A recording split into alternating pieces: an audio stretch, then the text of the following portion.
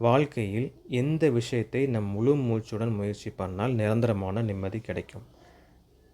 பாடல்கள் கேட்பதனால் சில பேர் நிம்மதியாக இருப்பாங்க அப்படின்னு சில பேர் சொல்லுவாங்க. படங்கள் பார்ப்பதன் மூலம், அதாவது அதில் வர சண்டை காட்சிகள், அதில் வர காதல் காட்சிகள், இப்படி சில பல காட்சிகள் பார்க்குறது மூலமாக நிம்மதி கிடைக்கும் அப்படின்னு சில பேர் சொல்லுவாங்க.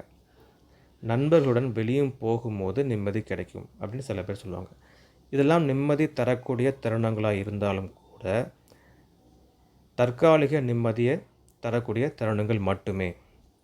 நிரந்தரமான நிம்மதி வேண்டுமென்றால் நம் மனதிலோ இல்லை நம் தலையிலோ எந்த விஷயத்தை, எந்த பிரச்சனையை கண்டு நிம்மதி இல்லை என்று சொல்கிறோமோ அந்த விஷயத்தை முழு மூச்சாக இறங்கி முழு முயற்சியுடன் பாடுபட்டு அந்த விஷயத்தை சரி செய்தால் வாழ்க்கையில் நிரந்தரமான நிம்மதி நமக்கு கிடைக்கும்.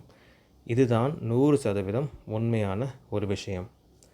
நீங்கள் இந்த ஆடியோவை நீங்கள் கேட்டுட்ருக்கீங்க அப்படின்னா, நாளையிலிருந்து எந்த பிரச்சனை உங்கள் மனசில் ரொம்ப நேரம் ஓடிட்டுருக்கோ, இல்லை உங்கள் தலையில் ரொம்ப நேரம் ஓடிட்டுருக்கோ, அந்த பிரச்சனையை முழுதளவாக மனதளவாக முயற்சி பண்ணி, எந்த அளவுக்கு முயற்சி பண்ணி அதை சரி செய்கிறீங்களோ உங்கள் வாழ்க்கையில் நிரந்தரமான நிம்மதி கண்டிப்பாக கிடைக்கும்.